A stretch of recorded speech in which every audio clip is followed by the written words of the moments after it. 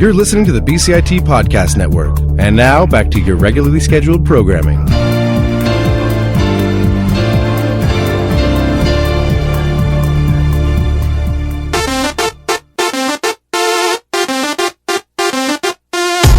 are listening to the Banwagoners, news and notes from around the NHL.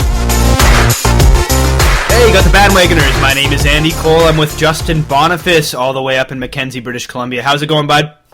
Good, buddy. Just watching some hockey and waiting out the cold weather. Yeah, it's still freezing up there, I'm sure. This will be a running theme of the show for the next several months. Oh, yeah. Several is an understatement, I think, where we keep our snow until about June. So, wow. Yeah, that's an exaggeration, but close. This is a weird question, but do you get the northern lights up there? I believe, yeah. I haven't seen them myself yet. I've seen the meteor shower a few months ago, and separately I've seen some shooting stars that have been pretty phenomenal. The night sky is great. That's something you don't realize. Like, I remember that back from my touring days, is that you get away from cities and you don't realize how amazing it is to look up at the sky at night because you're so used to the city lights, right? It just completely clouds over the sky, and when you can actually look up to the sky and see, like, just nothing but stars, no lights around you, it's pretty cool. You must be experiencing that a lot. Yeah, it's out my front door, so it's pretty solid. Amazing. Well, okay, enough of the stargazing talk. Let's talk some hockey. We'll lead off, I guess, with the big news of the day. The Buffalo Sabres, major shakeup today in Buffalo. Their longtime GM, Darcy Regier, was let go, as well as their coach, Rolston. Not so long-time coach. Yeah, Rolston was only there for, the first 2 months of this season, and I guess halfway through last season when Lindy Ruff got let go. So Rolston was not there for very long at all. This was his first NHL coaching stint, and it did not last long. So I think he's going to be one of those coaches you're probably not going to see back in the big leagues. That's probably safe to say. He did not have a good time in Buffalo. Regier, though, it's funny in Buffalo because Darcy Regier is actually looked upon by Buffalo fans as an amazing GM, just because he's pulled off so many huge trades over the years. Like he's one of those GMs that always seems to get more for the players he trades than he should. So, well, in that is always great, but the bottom line is you're not going to place if you don't draft well, and that, I mean, I don't know if they draft well or not, but they probably trade away a lot of those drafts in general. Yeah. So their draft picks have been up and down in the end. Their drafting has definitely been up and down. Absolutely. You make a very good point. I mean, their drafting hasn't been great. And, I mean, in today's NHL with the salary cap, drafting is key. I mean, just ask the Vancouver Canucks, who've drafted horribly over the last decade. I mean, you have to... Not in the standings yet, so that's a good thing. Yeah, and I mean, you can make the argument with a team like the Canucks, you're good for so many years that it's not going to help you. But, I mean, you look at teams like Detroit, who's been the best team in the NHL for the last 2 decades, pretty much. Well, overall, the most successful team in the NHL the last 2 decades. They haven't missed a playoff series since like 91 or 92 or something like that. And I mean, they roll along and have great season after great season, and yet they always seem to draft well. Like, Zetterberg, Datsuk, hell, even like Lidstrom, guys they pick that are sort of, in the middle of nowhere in terms of the draft rankings. And we've talked about this on previous shows, but teams like the Red Wings are a perfect example of a team that drafts incredibly well. I don't know what they're feeding their scouts, but these guys are like time travelers or something, because they just know exactly who to pick. Even if he's like 200th overall, they can always seem to find these gems, and Buffalo's an example of a team that hasn't done that so well. So I mean, yeah, it's not surprising, the shakeup. I mean, just look at Buffalo's record. I mean, they only won their first home game last night, which is kind of funny that they fired their GM and their coach today, a day after finally winning their first home game. It's bizarre timing, but the guy they bring in as new president of the team, maybe sort of trying to emulate the success that Colorado's had this year, bringing in all of their old champions and Foote and Sakic and Waugh on the team. Yeah, I never really got a chance to see him when I was growing up. Andy, you got a couple of years on me there as far as watching games as a kid goes, but definitely see some highlight reel stuff, and I know about him and how fantastic he was. I mean, he's revered by the organization, by the fan base. As I said, he's one of their best players ever. So it's great to see him back in a Sabres uniform, so to speak. Also, very interestingly, a former coach of the Sabres, the last guy to actually coach the Sabres before Lindy Ruff took over back in the 17th century, it seems like. They got Ted Nolan coaching the Sabres now. This is his first coaching gig since 2008. He coached the Islanders from 2006 to 2008. And Ted Nolan's back, which is kind of interesting. Ted Nolan is one of those guys. He was a young hotshot coach in the league, and he got let go sort of surprisingly by Buffalo back in the day because he wasn't getting along with John Muckler at the time. But he was one of those guys that was doing really well for the organization, and there was a very surprising firing. And he sort of stayed out of hockey for a long time, and he was sort of a mystery, Ted Nolan. I mean, people weren't really sure why he left. There was a lot of rumors about things going on in his personal life that took over. Just because it was so surprising to see such a successful coach who could have very easily got another job right after he got let go by the Sabres back in the day. Instead of taking a job, he just pieces out for 10 years, or 8 years, sorry. And then he comes back and he coaches the Islanders from 2006 to 2008. They weren't exactly a hot team at that point. That was before Tavares, and they were still definitely struggling. And then after 2008, he's gone again, just sort of disappears into thin air. And he goes to the is it the AHL?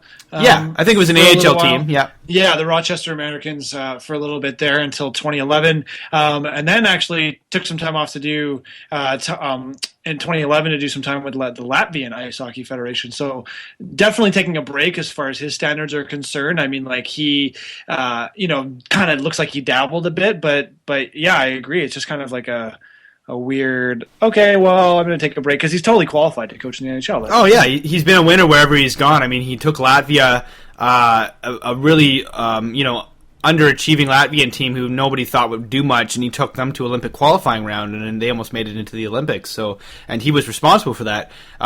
He's won championships at pretty much every major level. I know he's won a championship. I want to say it was with the AHL. Could have possibly been with the WHL as well. But the guy's a winner. He's won everywhere he's gone. Even with his subpar record with the Islanders, I mean, there was a time when he was very sought after. I'm just pulling up his... he won the Jack Adams in 96-97. He won 3 consecutive Memorial Cups. It's a pretty huge deal. I mean, the guy's got some pedigree, and I know he was the guy that the Canucks were targeting for a little while as well. Not most recently, but I think before they picked up Vigneault back in the day. I remember when Vigneault got signed, Ted Nolan at that time was one of the guys that the Canucks were looking at. So I mean, yeah, he's got a lot of pedigree for sure. Very underrated coach, I think. Now a lot of people have forgotten his winning record. So don't forget Jack Adams winner. So I mean, hopefully with Ted Nolan there and Pat LaFontaine steering the ship, the Sabres can. Well, not save this season, but hopefully next year become a There's decent... actually a poll on NHL.com. Do you think the Sabres will, A, have a deep playoff run? I was like, why is A there? Like, what the hell is that? But you never know. Teams have turned it around in worse scenarios. I mean, the Washington Capitals a couple seasons back, 17-game winning streak to make it into the playoffs. Yeah, but they weren't the Sabres.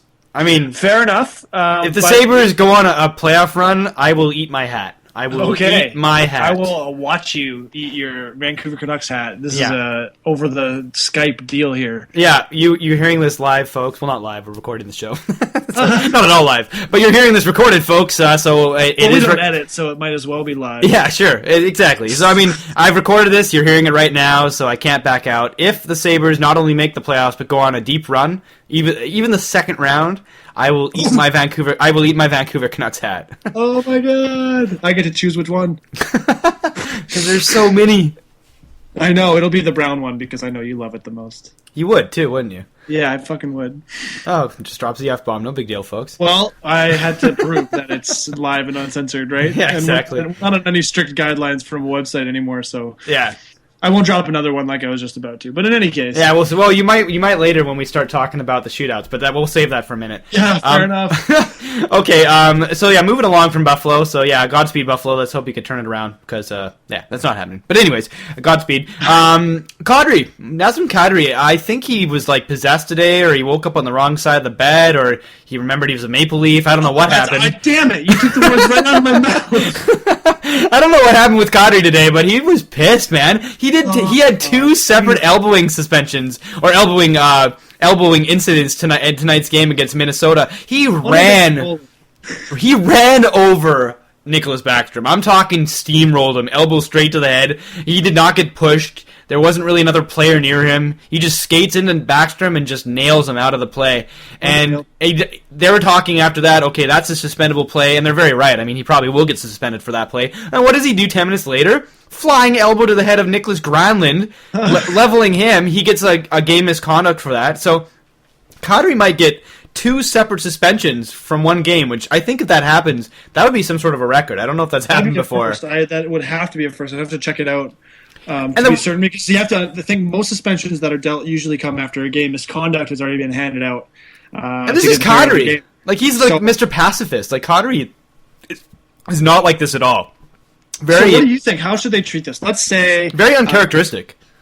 Well, how would you treat this if you were? I mean, not that Shanahan has made great judgment calls, but let's say we're in his shoes, and how do you judge this? You go, okay, well, this is 2 separate incidences in one game, so you take it as like a bad day, and you dole out, because Kadri's, like we say, not a repeat offender, so you dole out a 1-game suspension or 2 or whatever the minimum would be for a first-time offender. I mean, I haven't seen the elbows as you have, so I'm not quite certain how vicious they are. Well, but vicious enough. I mean, Kadri isn't that big of a guy, but they were vicious enough. They would have been worse if he was a bigger guy. So that's option A. Or option B, do you treat it like separate suspensions, like you would a guy elbowed a guy, and then you went out and elbowed another guy? Like, so are you going, okay, so that's like, I would have suspended you the game had you been tossed for the first incident, but now that you've done it like again, and you already knew you were likely going to have a conversation with me, because I mean, how could you not? Then double it, triple it, whatever, make it like you got to sit for 4 or 5 or more. Because let's remember, Kadri is a huge asset to the Toronto Maple Leafs. That where they are in the standings right now. Solid 2-way player, and one game alone will hurt you. So I mean, even if he tacks on another couple because of this, and he's in my pool, goddammit. I know, you just can't catch a break. Neither can I, though.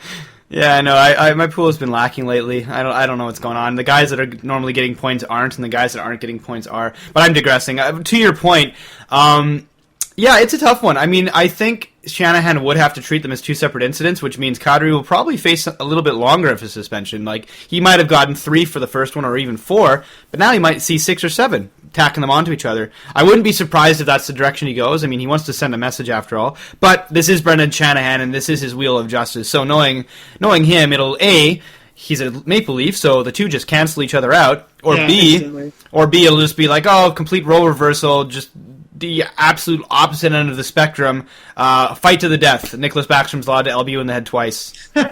So I don't know. There will be no middle ground with Brendan Shanahan. But I kind of joke. I mean, I think the first thing that I said is probably the more likely scenario, that he probably will get a heftier suspension now because of the 2 incidents in one game. But then again, it's Shanahan, and as we both know, you and I both know, it's very hard to predict what he's going to do. So. And I was only semi-joking about the fact that he's a Leaf. I mean, I hate to say this, but if you're a Maple Leaf, not a free pass necessarily, but you definitely there are certain luxuries afforded to you that other players do not receive. Exactly. So I mean, and that's unfortunate. But there's swings all over the NHL too. I mean, you could talk about reffing in Vancouver, being against them, or things in Montreal happening. Ref calls for the Habs or however you want to call it, but every team gets their breaks, and it just so happens that the Leafs need a few more than maybe some other NHL teams. Well, that's a good lead off. Speaking of breaks, let's talk about the Steven Stamkos injury. Did you watch this? Did you see this? It was painful, and the announcer made a good point. Thank God they don't have those drilled into the ice anymore, and that they actually come off the posts, because I in recent history haven't seen a player hit the post that hard, and it looked so vulnerable. Like, it looked like it caught him in between the pad, and he was doing everything right. This wasn't a stupid play. This wasn't a chase for an icing or anything like that. He was going to the net like a solid offensive player does, just crashing in there and just falls awkwardly into that post. And when his leg bent back, I just cringed. Oh man, it was brutal. I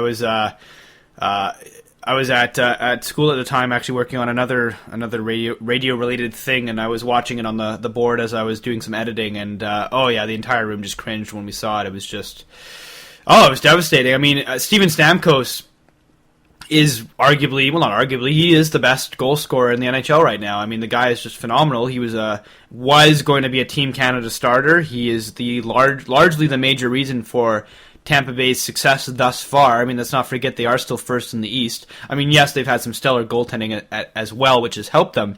But Stamkos has been phenomenal. And what's even more impressive is he's been phenomenal without Martin St. Louis, who's not been bad, but he hasn't been scoring at the same clip as Stamkos has, which is unusual because Stamkos and St. Louis are usually hand in hand with one another. They're kind of like in the standings. Yeah, they're usually like this, usually like the Sedin twins in that way. But St. Louis hasn't had a bad year, but he definitely hasn't been scoring at the same pace he normally does. Yet Stamkos is just flying. He's firing along. So this is not only a big blow to Tampa Bay, who now may fall deep into the standings without him. Oh, you will argue against that, I know. Now also Team Canada may be without their best player. The good news is early reports are indicating that the most he will miss is 3 months. And if that's the case, this is, of course, unsubstantiated. This is rumor. If this is the case, the first game is, I think 2 days shy of 3 months away for the Olympics. So realistically, there is still a good chance Stamkos will play for the Olympics, for the Olympic team. But there is also a possibility he won't. I mean, if this injury is more severe, luckily he had successful surgery, but if it's more severe, he might be out for 4 to 6 months. Marcus Naslund, former Canuck, had a terrible tibia break as well. He actually broke 2 of them, but one in either leg. He was out for 6 months. So Stamkos, luckily, his injury isn't as severe. He only broke 1 bone. But that just goes to show you, this is a very important bone. This is pretty much what allows you to stand up on your legs. And on your leg, I should say, in Stamkos' case. So, I mean, that's not take it lightly. It is an incredibly serious injury, one of the worst ones that you could have as an NHL player. And there is a chance he might miss the Olympics, which would be a huge blow for Canada. I mean, they're deep as hell, so realistically they'll still probably do okay without him. Realistically, they're still a contender for gold. But if you're not Team Canada and you see Stamkos going down, now suddenly your team has a better chance of winning it. Because let's not forget, Stamkos is one of the top 3 players in the world right now. He was going to anchor that first line with Crosby and possibly Duchesne, and now he might not. And if that's the case, then Canada, if they won't struggle, but they're definitely not going to have as easy a time getting to that final round. So, I mean, let's hope for the best. Let's pray that he's okay, because Canada does need him for sure. Stamkos is a very special player. Yeah, I agree completely. However, you are right. I will disagree with you with the Tampa Bay Lightning thing. I think they have a strong chance to stay on top of the standings. I mean, right now they're having some of the most spectacular goaltending in the NHL. Well, yeah, that's what they got right now is goaltending. But where's the depth? Name me.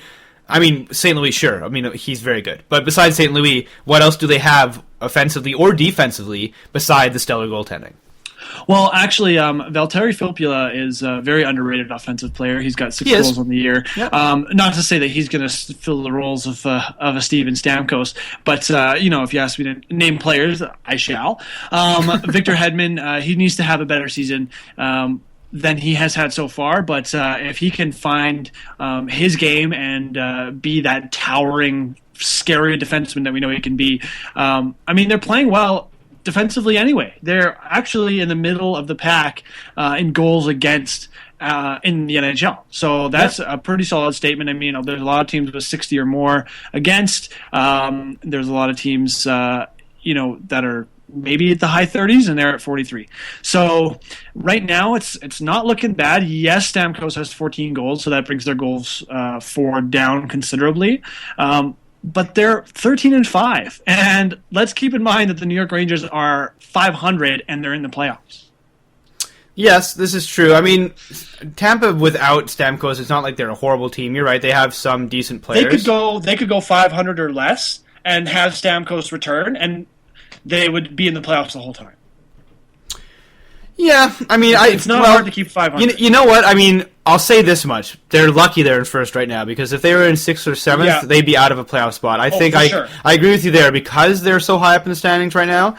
There is a chance they do, and there is a chance that they could still maintain that 8th or that 7th spot. But I still think they're going to fall severely. I don't think they're half the team without Stamkos. He makes up something like 70% of their points total so far. I mean, the guy's just a machine. Besides saying,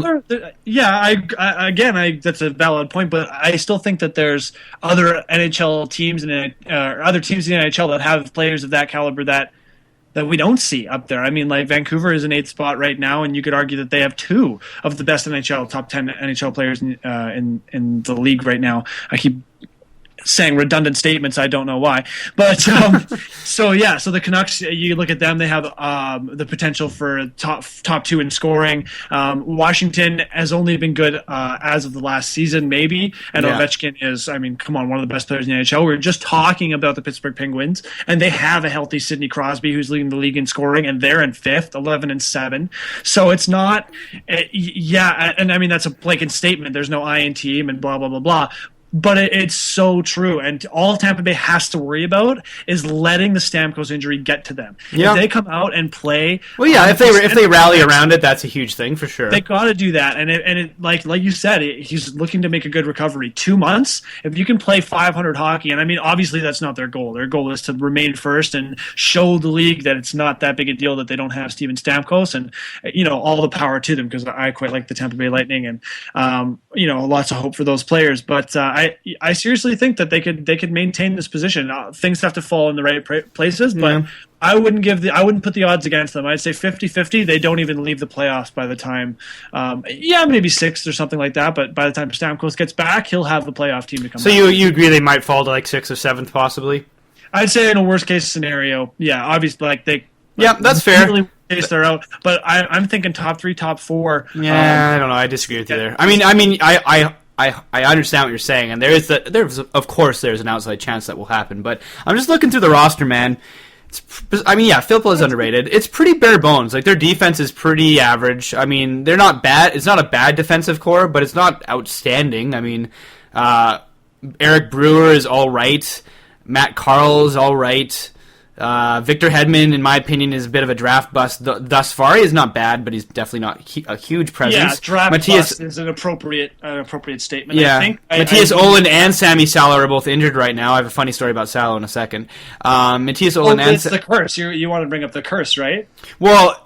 Okay, I'll say it right now. I was just joking. There's this amazing picture online that was posted the other day, right after the injury of Stamkos. You can't see his face; it's being covered up. All you see is this arm lifting up into the sky, and Sami Salo is the player lifting down, and they're just like grasping onto each other. And you could just see, just from it's a great photo, just of the image of the 2 arms grasping each other, how much pain Stamkos is in, and it's like the other arms just reaching out to him, and Salo's like, brothers in arms, like, I feel your pain, man, get through this, we'll get through this together. It's a very touching photo, like, it's very, very powerful. I urge people to look it up. It's one of the better hockey photos I've seen in quite some time. But I was joking when I saw that Salo would, like, pass along the curse or something like that, and knowing Salo's luck, he'd probably get injured lifting up the stretcher, because that's just how brittle Salo is. And what happens? Like 3 shifts later, Sami Salo gets injured. He's out for the game.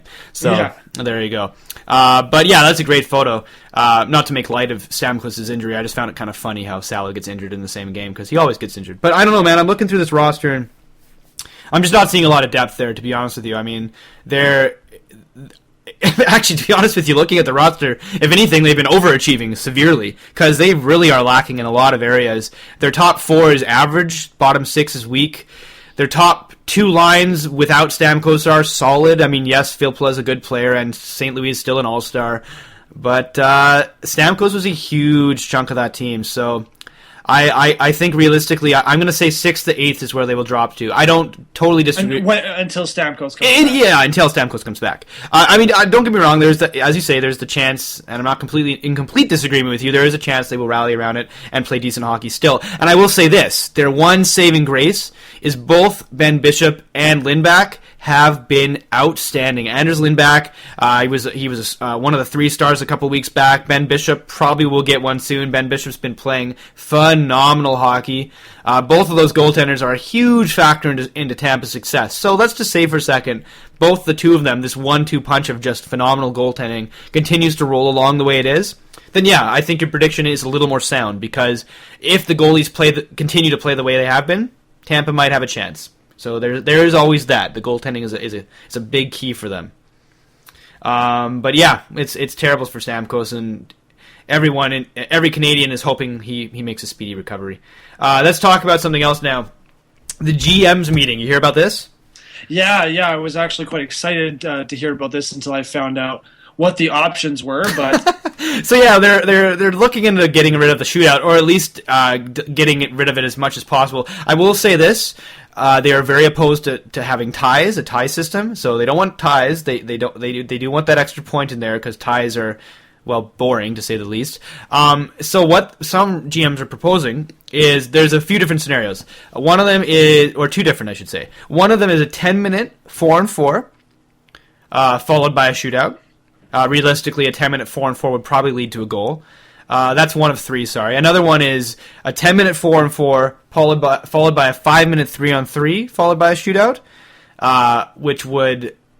very, very realistically, there wouldn't be a shootout at all at that point, just because 3-on-3 hockey, it's almost impossible not to score. There's just no defense whatsoever. You put your three best players out against each other. It's actually very entertaining hockey. The BCHL does it, as well as some other junior leagues around the world. If you've ever watched 3-on-3 hockey, it's actually a ton of fun, just because it's like an all-star game. No defense, your three best players against their three best players, sometimes one defenseman, usually three forwards. It's a lot of fun. It's very entertaining, much more entertaining than a shootout. So, I mean, realistically, 10 minutes 4-on-4, 5 minutes 3-on-3, followed by a shootout, you maybe have like 5% of your teams going to shootout still. But realistically, that's the scenario. And then there's some people that still want to keep it the way it is. But yeah, I mean, what are your thoughts on this? I mean, I know you're kind of opposed to the idea of a shootout. Did you say the third option? I thought you said there was three. No, I can only think of two. If the third one comes to me, I'll pipe up. So you know my opinion on this already. It's pretty much, I hate the shootout. I think it's ridiculous that it's even there. Individual effort is just brutal. I'd rather have a tie than the shootout. I know that opinion probably isn't popular, but in any sense, you want a tie, really? Over shootout. I just can't, because like the tie. I mean, I don't want a tie either. I agree with you. Shootouts are stupid. I mean, anyone that's listened to our show before know how we both feel about shootouts. It's a complete waste of time. It's nothing but a cash grab. It's not a team win at all. It's one player on one player. It has if anything, it belittles the effort of the previous 60 minutes, or in that case, 65 minutes up until then, just because it's one guy winning it for you. So I agree. Yeah. Shootouts are stupid. But I mean, it sounds to me like there isn't going to be ties ever again. So. With that said, how would you feel about a 10-minute 4-on-4 followed by a 5-minute 3-on-3? That would be the only solution out of the options given that I would choose. However, if it were up to me, my first idea on the table would be continuous overtime. Continuous? I don't care if it's continuous 3-on-3 or continuous 4-on-4 or whatever. But dude, guys would get so tired. These guys are professional athletes. They, some weeks are only playing 2 games a week. Some weeks are a little heavier. But honestly, I don't think many of them would go that deep. And you were telling me earlier about the possibility of them going to 3 a.m. We've never seen that with 5-on-5. I was being a little facetious there, but I mean, but you got to understand, there's going to be a lot of times where guys are going to get tired. I mean, what happens like 70 games into the season, and the Montreal Canadiens have played 10 3-on-3s in a row? Do you think go to the shootout in the 10 minutes of 4-on-4 and then the 5 minutes of 3-on-3 scenario? Realistically, you'd see very few shootouts. I'd rather have that than continuous overtime. How many would go to shootouts in that scenario? Yeah, I don't know. That's your ballpark. 5%, maybe 10 at the most, and that's being generous. Okay, that still seems like quite a bit to me. So that's like, because 82, I don't even know what the math is here. It's something like 2,400 games. Sure. So you're saying like 240 of them? I don't even know if that many go to the shootout now. Well, I'm not a mathematician, man. I mean, I can't give you the raw numbers. What I'm saying is if you had continuous 20-minute 3-on-3, you'd never make it to second overtime. Never. 15 minutes of 3-on-3 of doing line changes, they'd be wiped. But guys would get so tired, though. Shooting gallery at either end. By the time you get to the playoffs, though, your team will be just dead. I mean, what do you do? Like, if you're the Montreal Canadiens... Why? They're only playing 15 minutes of overtime, which is what they're doing anyway. In the 10-minute... Well, no. Well, you were saying but continuous. What if the off chance that they go longer than that, which probably will happen sometimes? One game would go maybe to double. I'm saying I could almost guarantee you that 0 games would go to a second overtime period. Okay, so what you're saying... 99.9% of the games are going to be done within the first 15 minutes of the first third period of the first overtime if it's 3-on-3. Okay, for so you're saying, like, say 10 minutes 4-on-4, and then continuous 3-on-3 until someone scores? Yeah, or I'm so confident I would say 1 20-minute period of 3-on-3 and then a shootout. Because you would never see that shootout, ever. 0. 20-minute 3-on-3. So scrap 4-on-4 altogether and just go straight to 3-on-3. Go straight to you want to see goals, you want to see fast hockey, it's still a team effort. You want to go home, that's how you're going to go home. You're going to watch 3-on-3. You raise a good point. I mean, you probably would never see a shootout. Exactly. So there you go. So your shootout is the fail-safe. If you're frickin' maybe Minnesota Dallas would go to that shootout. Or some game nobody cares about where there's only 20 people. I thought you were going to be like, some Minnesota's a bad example because that's a major hockey city. But you know what I'm saying? Like it would be pretty two dead teams that played a pretty boring game of hockey that couldn't score in 20 minutes of 3-on-3. I wouldn't watch that game anyway. People would just leave. Yeah, right? Yeah. You both lose. None of you get points. Just go home. You're failures. Rethink your lives. Yeah. They'll just put the Zamboni out on the ice at like the 15-minute mark. You gotta play around it. You gotta play around it. I like it. Yeah. I mean, you make a good point. Turn the lights off. You make a good point about the continuous thing. Realistically, it wouldn't be continuous because there would just be too many opportunities for goals. But I mean, I will say this: there have been some counter arguments to 3-on-3. Is that some of the teams in the minor leagues have developed defensive systems where they just play keep away, just to try and get to the shootout. So to null and void the 3-on-3 altogether. So if that were to happen, then you would have to do what you suggest because teams would just. Well, that's easy. That's an instant penalty. Well, no, they're playing within the rules. They're just playing. No. I mean, that's easy. You when you introduce this into the NHL, you say that I don't know how you make a rule around that, but yeah, that would be a tough rule. Well, not really. I mean, stop passing the puck, damn it! The ref called the delay of game in it was Philadelphia and someone. We should look this up. Yeah, this happened. This happened a couple last year, I believe. Or no? Yeah. So like that one team was fed up. I think it was Tampa because Tampa plays 5 back. It was Tampa and Philly. It was Tampa and Philly. So Tampa's playing 5 back, which means they have the lead and no one is crossing the center line. I think one guy crosses center ice, but he doesn't cross the blue line. Yeah. He doesn't cross the neutral zone. And Philly is getting pissed. So I'm pretty sure Hartnell or some guy with the smart ass kind of attitude is just standing in his own zone, just playing with the puck back and forth. Yeah. And just literally, I remember that. Like knowingly. This is a massive sport. This is a massive sport. You're on national television on like at least 2 statewide networks, never mind probably a national network, and you are getting paid millions of dollars to just stand there. You're in essence making a mockery of the game. Exactly. Yeah. And it's and the ref either called, I don't know if he called a penalty, but he definitely blew the whistle. Yeah. So you could come up with something. If a ref can, in the middle of a game, find a way to stop that play, I feel like if you wanted to kill a 20-minute period, 3-on-3 to get to a shootout, that you would get caught. I don't think there's any way you would have success doing that. I think realistically you're not going to see them ditch the 4-on-4. I agree with you. So my scenario, as much as I love it, and as I honestly think that it is a good solution. Yeah, you're right. They're not going to eliminate the 4-on-4. They're going to want to scale it. We're still going to see a shootout, but hopefully, like you said, it's a very small percentage of the games that go to that level and can't score 4-on-4, 10 minutes, 5-on-5, 3 minutes. Obviously, if they skip the 3-on-3 and they're just tacking on an extra 5 minutes of 4-on-4, I don't think that does much. I don't think. I think you might reduce it a little bit, but you're still going to see more shootouts. Enough shootouts to annoy me anyway. Yeah. Okay. Well, let's meet somewhere in the middle then. Let's say 10-minute 4-on-4 followed by unlimited 3-on-3 until somebody scores. Yeah, I'd be down with that, but I don't think that's going to happen though. No, that's not going to happen. It sounds that wasn't one of the discussions on the table. It sounds to me like it's either going to be left alone or it's going to be just 10 minutes 4-on-4 followed by a shootout. And that's like 50-50 split. Well, nobody wants to leave it the way it is, so I should say that first. It seems to be 50-50 between these two scenarios. 10 minutes of 4-on-4 followed by a shootout, so double what it is now to a shootout, which, realistically, that extra 5 minutes 4-on-4, you'll probably see a goal. But there'll be a lot of teams still going to the shootout, I think. And then there's another even more popular opinion, 10-minute 4-on-4 followed by 5-minute 3-on-3, then the shootout. The argument being that's too much hockey, guys will get tired. But realistically, with that 5 minutes of 3-on-3, it's going to be a goal. Like very very realistically, there will be goals in the 3-on-3 scenario, as we said, because there's just no defense whatsoever.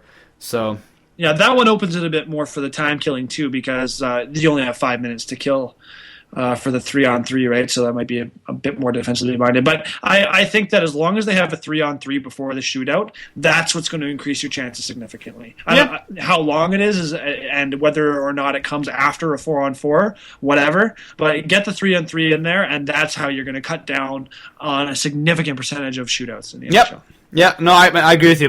It'll be really interesting to see where they go with this, just because. I hate shootouts so much. If I never have to see a shootout again. Well, you know how we could avoid them is, let's make the game more realistic. Let's get the no-touch icing. Let's get the international wider ice. Let's get the smaller pads. Even the wider smaller. ice, you're not going to see that. I wish. That'd be phenomenal. They have to redesign every arena. Yeah, I'm just saying it seems very unrealistic. You're right. No-touch icing is way more realistic. Yes, no, I agree with you. The no-touch icing for sure. But you got to look at ways to make the game more higher scoring, and yeah, they've done it over the years, but it's nothing like it used to be. I mean, no. Get these the goalie pads are still ridiculous in my opinion. Yeah, but yeah. Yeah, it'll definitely be interesting. One of the things they didn't cover today, which a lot of people were hoping they would, which I'm a bit surprising, was going back to the Emery incident, the goalie fighting thing, to see if there's going to be some sort of new rule in place for goalie fights. Not that it happens that often, but there is talk about instilling some sort of new regulation where goalies can't cross center ice or something like that. And they didn't get around to discussing that today, so it'll be really interesting to see. Most likely scenario is like a Ray Emery rule, just like the Sean Avery rule. Something that is designed so specifically to prevent that event from ever happening again, strictly because that player may have given other players ideas by doing something stupid. How about they just say Ray Emery isn't allowed to cross center ice anymore? Every other goalie's fine, but you're still good. Yeah, just Ray. If only they could single players out like that. Yeah, Emery's trying to cross. Or I don't know, you could just suspend his ass, but that's just logical. Yeah, this is true. Did you hear Emery's girlfriend was chirping Robin Leonard today, because Robin Leonard, the goalie for Ottawa, said in an interview how he called Emery gutless for attacking a guy that did not want to fight him, which is true. He was gutless. And then Emery's girlfriend, who's Keisha Shante, do you know who that is? The singer that had she had one. Yeah, no, she's his girlfriend. She had one song on the radio. Yeah, so she's defending him and calling Leonard a piece of words I can't repeat, and some racial expletives as well. And they were going back and forth on Twitter for a little while. That was kind of entertaining, but. Yeah, so the apple doesn't fall far from the tree. Emery can pick him for sure. Emery can pick him. But yeah, okay, moving along from that. Another big thing that happened this week. Ilya Humungous Big Brizgalov signs in Edmonton, which he called the North Pole. Right after he signed there, he called it the North Pole, which is awesome. Entertaining. Great sound. A great way to start your career at Edmonton. The fan base is going to love that one. Yes, thank you for calling our city the North Pole. We are aware of the climate. Thank you. But yeah, it's a $1 million contract with a $1 million signing bonus for 1 year alone. Works out to be a $2 million cap hit. They had to trade Ladislav Smid to Calgary for a couple of low-end prospects to make room for him, which some thought was a pretty bizarre trade. You never see divisional trades very often. You never see interprovincial trades. I don't think I've ever seen. I cannot name you the last time Calgary and Edmonton traded with each other. That's just, it doesn't happen ever. So the fact that Smid just goes 3 hours down the road is bizarre, to say the least. But they also got next to nothing for him. And Smid's a good defenseman. He's top 4, top 5 defenseman still in the NHL, in positioning, I mean. So, he's still a very good defenseman, very serviceable. So Calgary got a good defenseman and didn't give up very much. But it sounds like Edmonton was just sold on Brizgalov. They think he's going to be the savior there, which I pretty much disagree with. I don't know how you feel about that, but... No, yeah, I disagree with that as well. It's extremely possible that he would improve the team slightly. I do like Brizgalov as a goaltender. I think he is, or can be, quite talented, but that team needs a lot of work. Let's just leave it at that. Yeah, they're a mess right now. Earlier this week, Yakupov criticized his coach openly on air, in an interview, saying that he wasn't getting enough playing time. And, of course, the coaching staff in Edmonton was not happy about that. So there's that whole Yakupov feud going on right now. Still rumors circulating that he might possibly get moved at the deadline. Although, of course, McTavish and the Oilers brass are very adamant that that's not going to happen. And what's his name? Darren Dreger, also on TSN, just without even using the opinions of management at Edmonton, just in his opinion, based on what he would do, Yakupov will stay. Apparently, just for this season at least, they need to kind of fish him around the water a bit. Not a real bargaining chip right now, as he's not hot, not really proving himself. So I think they might end up going past the trade deadline with him. Yeah, I mean, it's true. I mean, he's not playing well at the moment, so yeah, he might get a little bit less for him. But I don't know. Is he's still Yakupov? I mean, if I was the Oilers, if I was Dallas Eakins and Craig McTavish, I might want to move him at the trade deadline to a team that is looking to go on a cup run, because a team that's looking to go on a cup run will give you much more than somebody would in the offseason, you know? And Yakupov is talented enough that he could help a team like that. So I don't know if waiting until the offseason will necessarily... I mean, they'll still get a lot for him. He's a first overall draft pick, for crying out loud. They'll get a fortune for him. But I think you might get more at the trade deadline, so I'm a little bit surprised by that. To me, it sounds like they're just not going to move him at all, which makes sense. He's a pretty talented player, so, I mean, would you risk that? I mean, would you risk getting rid of a guy that could theoretically score the team 50 goals, you know? I mean... honestly, I wouldn't want to be anywhere in the Edmonton Oilers organization right now, just because... That's a tough position. Like, what do you do? What do you do? You have all this talent, and it's not doing what you want it to do, and you're going to have to make a decision that could be disastrous, and there's nothing you can do about it. No matter what way if you make any moves, there's the off chance that the player that you trade is going to just tear it up somewhere else, and you might not get what you need in return. Yeah, and that's a huge risk for sure. I wouldn't want to touch that with a 50-foot pole. Like, that sucks. I would only do it if you are getting something of equal value that you know is going to be a hot commodity. Like that, I bring back the Robin Leonard thing, just because you would have to get something like that in return. A guy that you know is just as likely to become a star in the league as Yakupov, for you to take that risk. Because even if Yakupov does turn into a 50-goal guy, which is possible, if you get a guy like Leonard, who is realistically going to be one of the top 5 goalies in the league in the next few years, at least you know you're getting something of equal value, right? So, I mean, I think the only way that you see Yakupov get moved is if it's for a player like Leonard. I don't think you get anything less than that. So, yeah, it'll be really interesting to see what they do with him. Edmonton's just a mess right now. I can't figure this Brizgalov signing out at all, because their season's over. They're not making the playoffs. You're only signing him to a 1-year contract. What's the point? How is this possibly going to... What, do you think Brizgalov's going to suddenly carry you into a playoff spot? Does Edmonton actually think that? No, obviously not. But so why only a 1-year deal? Grasping at straws. I mean, you got to make a short-term plan so that you can stall, essentially, right? You want to keep your job. You want to make it look like you're doing something. And the task laid out before him is not something not a decision you can make hastily. So my best guess, delaying time. Yeah. Delaying time for what, though? Until he can make a big move with Yakupov, or the Oilers start to improve, one or the other. I mean, that obviously would be the best case scenario. They're not obviously a great team when you look through the roster, but at the same time, they're definitely underachieving, especially when you compare them to the Colorado Avalanche. So, and you know how young that roster is and how inexperienced that roster is, they definitely could be doing better. So, obviously, your best case scenario is that they just improve. That Dallas Eakins gets his message across, they play his system properly, and that they move up in the standings despite not any moves happening, right? So stalling, maybe not the best tactic, but I would honestly be doing something very similar if I were in that position.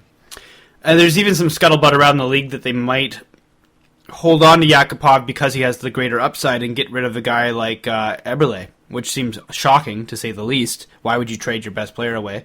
But Eberle would return. Well, the net return for Eberle would be humongous big, as Yakupov, as Brizgalov says. So I mean, if they get rid of Eberle, the logic to getting rid of Eberle is he's much closer to his prime than Yakupov, and he'll get better than he is right now, but he's probably not going to get a lot better than he is. He's already a star in the league. So yeah, I mean, he got 60 points 2 seasons ago. Yeah, so I mean, he's probably not going to get much better.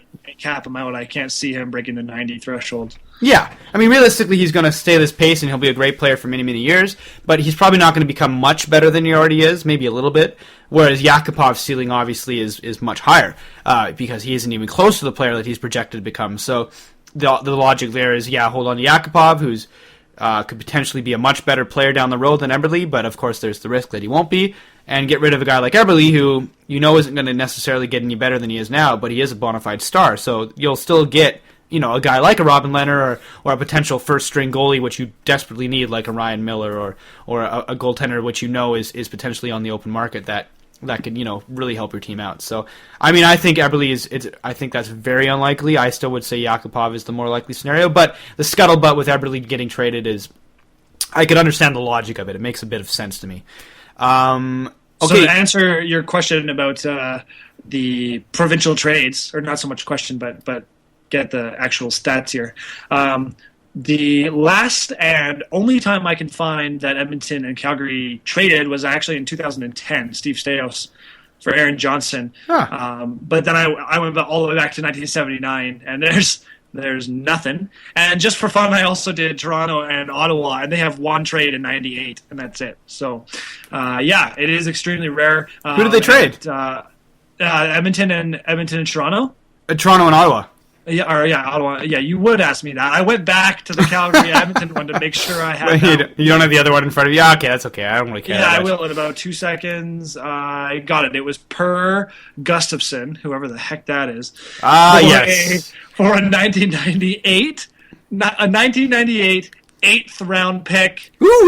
Number 215 overall, Dwight Wolf. Yes, the Wolfman. The Wolfman. How could we forget that trade, really? Yeah.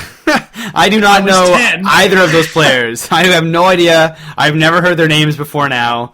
So I'm going to click this link. Who the hell is Per Gustafson? Per Gustafson. Okay, he didn't even play. He didn't even play for anybody. The only NHL team he played for, I'm just doing this because it's freaking hilarious, is the 1981-1982 Colorado Rockies. Wow! He played 2 games and scored no points. Why did they trade him? How do they have his rights still in 1998? What is he just right? 16 years later? I have no idea. Per, we got big news for you, buddy. We traded you to the Ottawa Senators. She's like 50. the Ottawa guy going back. Okay, Wolf, we got some good news for you, buddy. He hasn't even been drafted yet. He's 18 and it's 1998. There's no link to his name. He probably died or something. I don't even play hockey. I hunt. I'm a hunter, a sport hunter. He lives in Russia. Oh man, oh my God. That would be the. I would love to be there during that conversation. Dwight Wolf is never played in the NHL ever. Oh, Ottawa is just like, well, sure, we'll give you Dwight Wolf. Toronto's like, ooh, Wolf. His last name's Wolf. He's got to be good. We'll take him. You're going to have Per Gustafson. Yay! My stomach hurts. I am so happy to be traded to the Toronto Maple Leafs. Per, are you in a wheelchair? No, I still got it. Don't worry. I don't know why I'm speaking French. He's Swedish, but okay. All right, we're moving along. That was a complete waste of time. All right, you want to talk about the 3 stars of the week? Well, I only want to talk about the first star, and only who cares? Because you brought up the second one last week because he was a Canuck. But Carey Price gets first star of the week. 44 saves on 45 shots, 987 save percentage. So a couple games there. I think Mason got the second star, but he only played 1 game. He got a shutout, so that's good. But so hats off to Carey Price, playing well right now despite Montreal's struggles. Yeah, they're you're still in a seventh. playoff spot, but it's not looking too good right now. 1 game above 500. We're beating you in points. How do you feel about that? Yeah, I know, right? Well, we didn't really talk about it too much, but part of that is the differences in the standings here. I mean, you look at the East and the West. Yeah, this is a great stat. 500 team in the playoffs, and Vancouver might as well be in second in the East. Like, it doesn't. Yeah, no, that is the stat. Vancouver, who is 8th in the West right now, if they were an Eastern Conference team, even if they had Per Gustafson anchoring their first line, would be second right now in the East. If Vancouver was an East Coast team, they would be second place right now. So that just shows you the disparity. The West is best presently. They are kicking ass, and the East sucks. They're not doing well. I don't know what's going on. I don't know what the reason for this disparity is. Well, it's a lopsided conferences, for sure it is. I mean, you got 16 teams in the East, so there's more games against your opponent. There's more games against your opponents in that conference, right? Is there, though? I mean, they've divided it pretty evenly. Well, yeah, but I mean, Maybe you're right. I don't know. I haven't really looked at it that way. I'm pretty sure because of it, Vancouver would play their conference rivals 1 or 2 extra times to make up for the fact that Montreal has to play. Because let's say you play everybody in your conference 6 times. So Montreal has to play 15 teams 6 times, but Vancouver only has to play 13 teams 6 times? Yeah, but if the Eastern Conference is full of a bunch of shitty teams, wouldn't that make the teams that are good do better, and vice versa? The West Coast teams playing each other more, who are all good? It's not. That's the thing, is the West's bottom is worse. I mean, like Buffalo is ridiculous. But you're looking at... Oh, no, they're about even. No, the East Coast has 3 teams below... Yeah, you're right, below 15 points, and you only one in the West. But, yeah, I mean, obviously, I'm not trying to say it's an excuse or that it's... I think it's just weird. I don't know if there's an actual reason for it necessarily. Maybe it's coincidental. It's got to. I mean, like you said, I'm not a mathematician, but... the percentages are there. I mean, I'd love to do the math if I knew exactly what formula to do. But I mean, with 2 extra teams in your conference, there's got to be some. I mean, I know that on TSN before the divisions were realigned, they said that the teams in the West have a 7% likelier chance of making the playoffs. Yeah, I mean, it's also possible that the teams in the West are just better right now. I mean, they're all playing well. The teams in the West are all doing really well right now. The teams in the East are, at the moment, except for maybe Tampa and Boston, and to a lesser extent, Toronto and Detroit. Well, actually, Toronto, Detroit, and Boston are all tied right now. So besides those four teams are playing well.